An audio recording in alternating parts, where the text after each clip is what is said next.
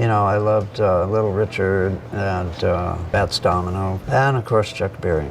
While Jim Morrison captured public attention as the charismatic frontman of The Doors, Robby Krieger quietly built the musical foundation that made the band legendary. His guitar playing never demanded the spotlight through volume or aggression. Instead, it seduced listeners with flamenco-inspired runs, jazz-influenced solos, and an orchestral quality that made 6 strings sound like an entire ensemble. Krieger operated as the band's most essential voice, even if he wasn't always the loudest one. Behind his reserved personality lived a dedicated student of music who absorbed influences from Spanish guitar virtuosos to Chicago blues pioneers. The man responsible for writing Light My Fire didn't create his distinctive sound from thin air. He carefully listened, studied, and curated ideas from diverse musical traditions.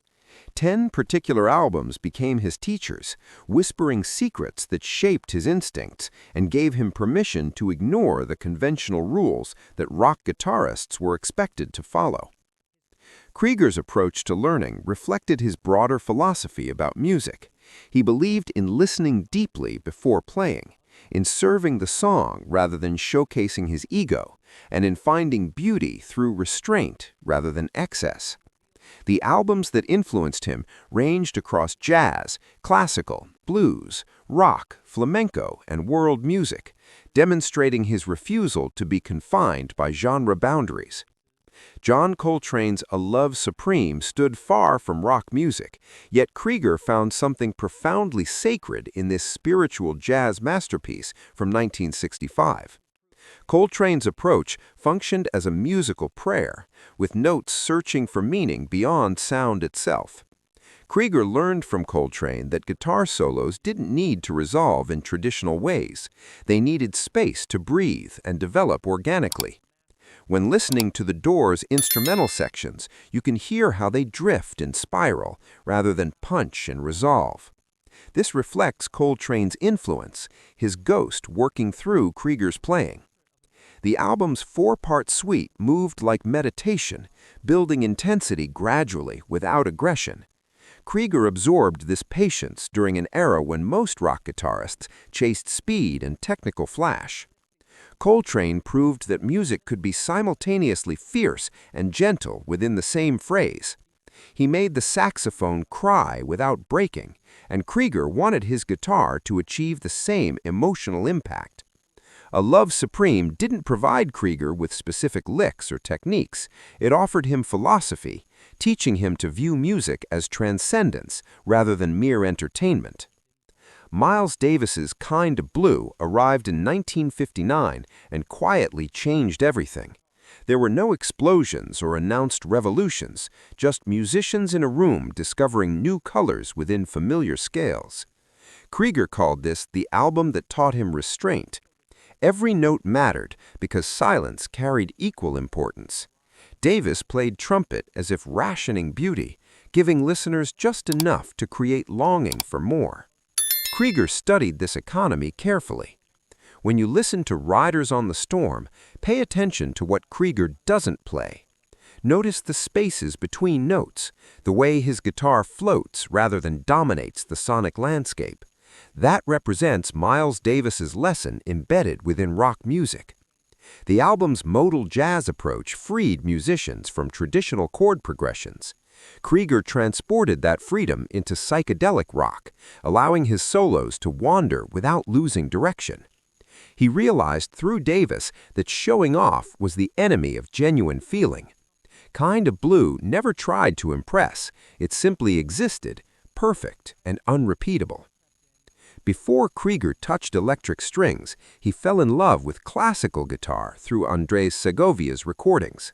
Segovia wasn't merely a musician, but a monument who elevated guitar from background instrument to concert hall centerpiece. Krieger spent countless hours studying Segovia's technique, observing how each finger possessed its own voice, how precision never felt mechanical despite its exactness. This study wasn't about copying classical music directly. Krieger was stealing its discipline and applying it to rock contexts. When he wove flamenco patterns into Spanish Caravan, that was Segovia's DNA expressing itself through rock music. The album demonstrated that guitar could tell complete stories without words, that melody didn't require distortion to cut deeply. Segovia played with authority but never arrogance. Every note was intentional, placed exactly where needed. Krieger brought this intentionality to the Doors, ensuring his parts served songs rather than his ego. He credited Segovia as the reason he learned to listen before learning to play. Chuck Berry's After School Session from 1957 captured rock and roll learning to walk. Teenage Krieger heard this album and realized guitar could be the main character in a song. Berry's playing was sharp, witty, and conversational. His riffs told jokes and made points.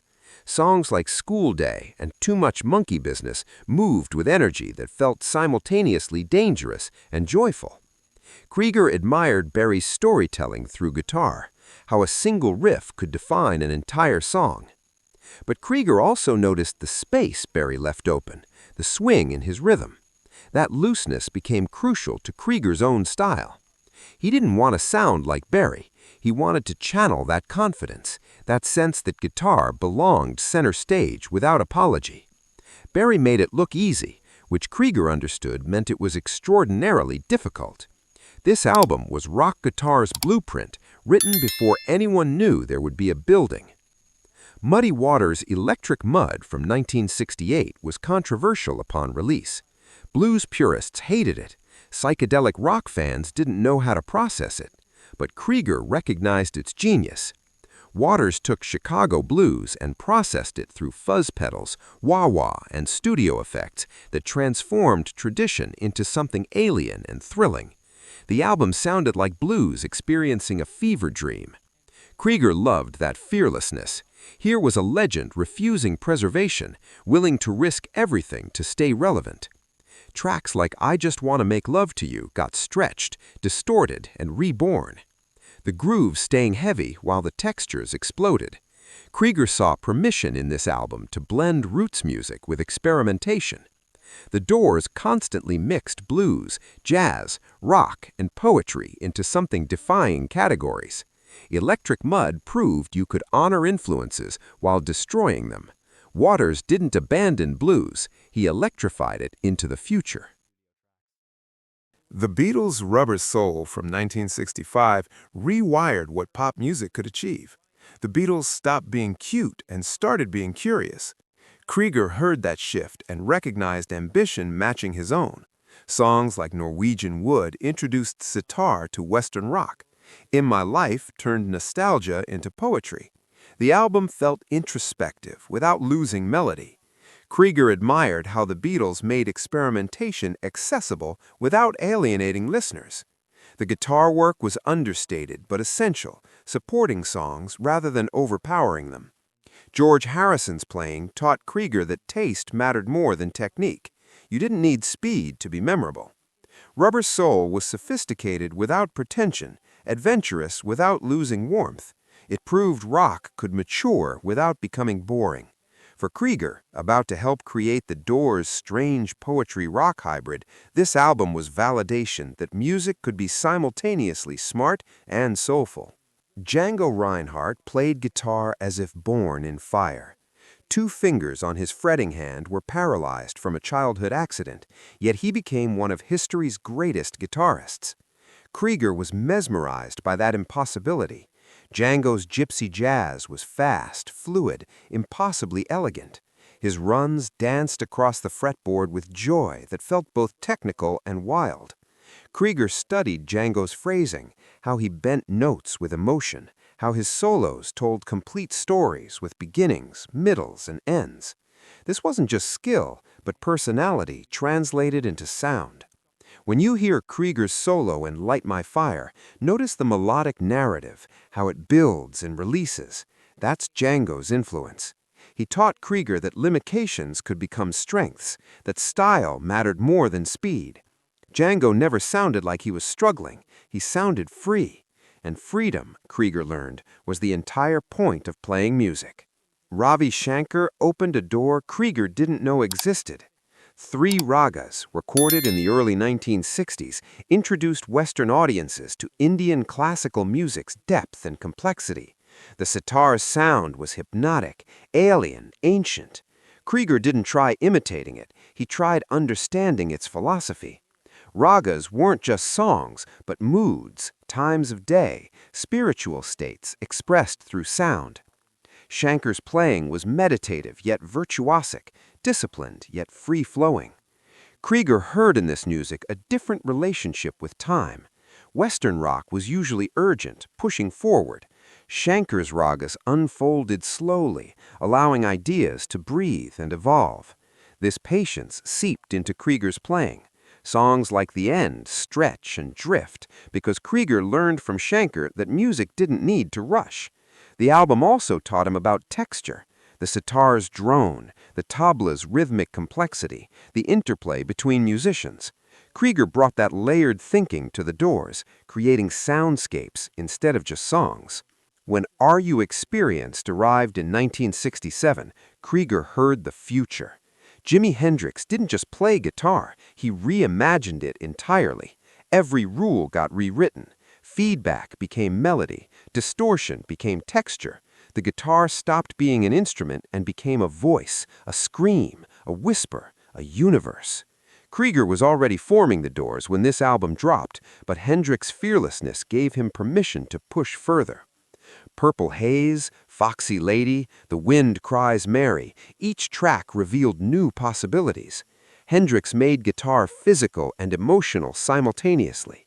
Krieger admired how Hendrix combined technical mastery with raw intuition. He wasn't showing off, but channeling something beyond himself. This album taught Krieger that rock guitar could be art, not just accompaniment.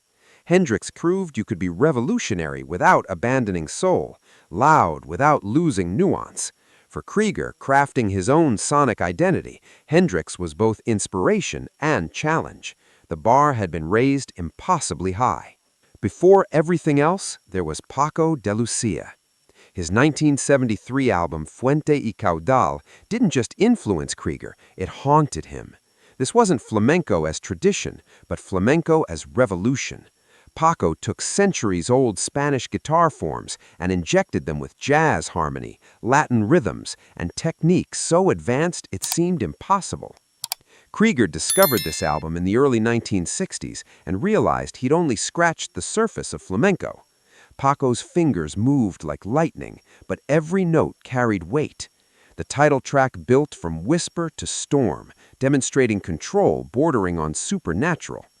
Krieger studied Paco's balance between fury and precision, never sacrificing emotion for speed. This album taught him flamenco could evolve without losing its soul. You hear Paco's influence in Krieger's later work, the way he let songs breathe, then explode. Paco proved Spanish guitar wasn't museum music, but alive, dangerous, essential. For Krieger, this album represented flamenco's highest achievement, not preservation, but transformation. This was his true north. Krieger's genius lay in taking what others created and transforming it into something entirely his own.